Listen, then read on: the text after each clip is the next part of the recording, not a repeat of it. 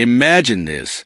You live on a quiet ranch, but every day the same Karen from the HOA blasts through your private gate like she owns the place. One day, I'd finally had enough. So I set a trap, and when she fell for it, the entire neighborhood, and even the cops, were left speechless. Bang! The sound of metal crunching echoed across my ranch like a gunshot. I bolted outside, boots hitting the dirt, my heart pounding. And there was again the same nightmare I'd been dealing with for weeks. My front ranch gate bent, twisted, mangled, and who was sitting behind the wheel, pretending like nothing happened? Karen. Now, let me be clear. This wasn't just any Karen. This was HOA Karen, the self-proclaimed queen of the neighborhood that bordered the edge of my ranch. She wasn't even supposed to be on my property, let alone plowing through my gate. But she had decided my ranch was her personal shortcut to save a few minutes off her drive. And no matter how many times I told her to stop, no matter how many warning signs I put up, she ignored me.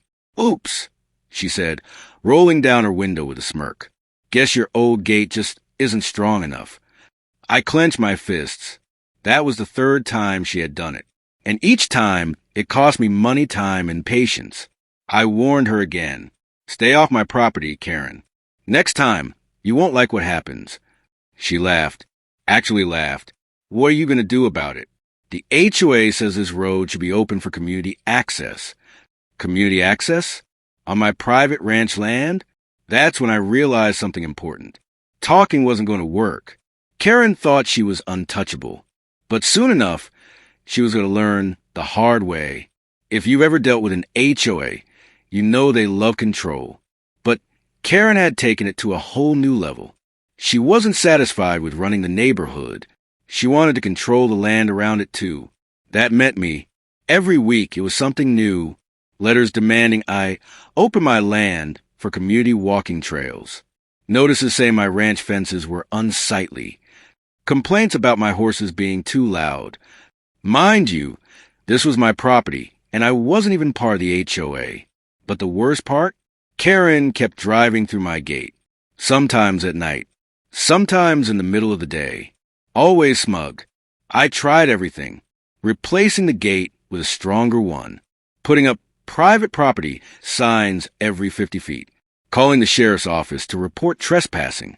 The sheriff told me, unless we catch her in the act, it's hard to prove. Karen knew it, too. She acted like the law couldn't touch her. Neighbors whispered about her. Some thought she was crazy. Others thought she was dangerous. Me?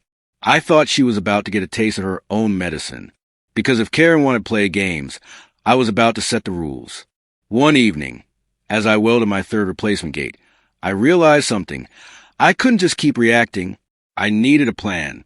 A trap. And not the kind of trap that would hurt her. Oh no. That's what she probably wanted. So she could sue me. I needed a trap that would catch her red-handed. One she couldn't wiggle out of with HOA excuses. So I got creative.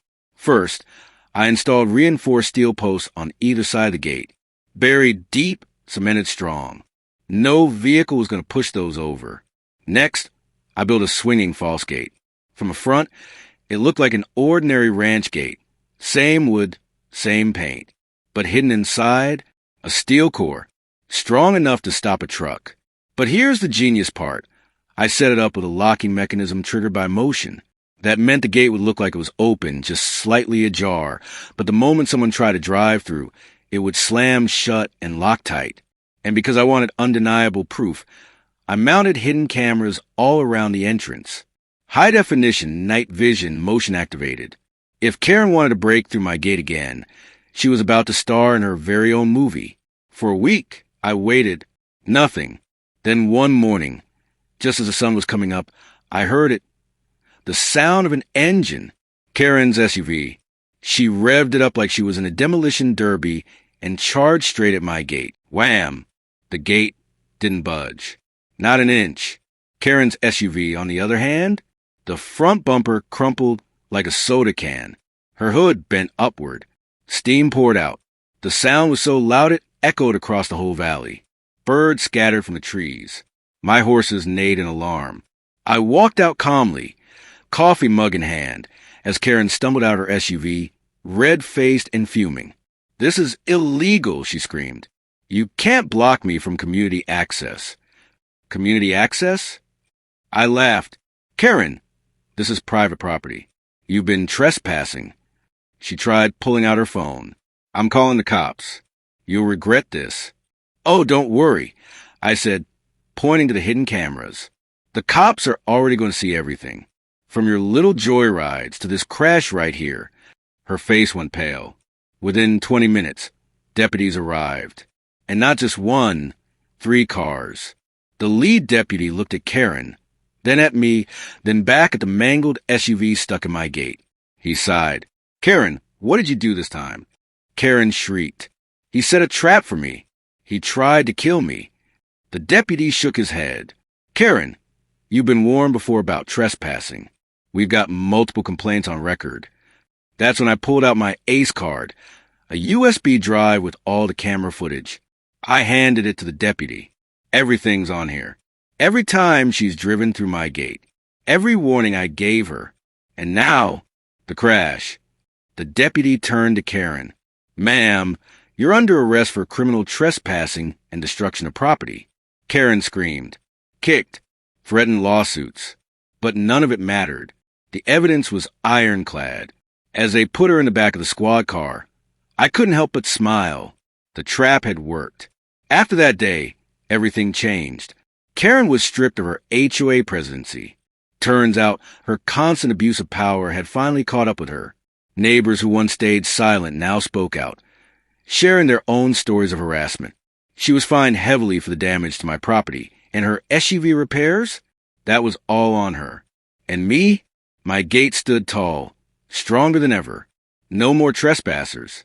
No more harassment. No more HOA nonsense.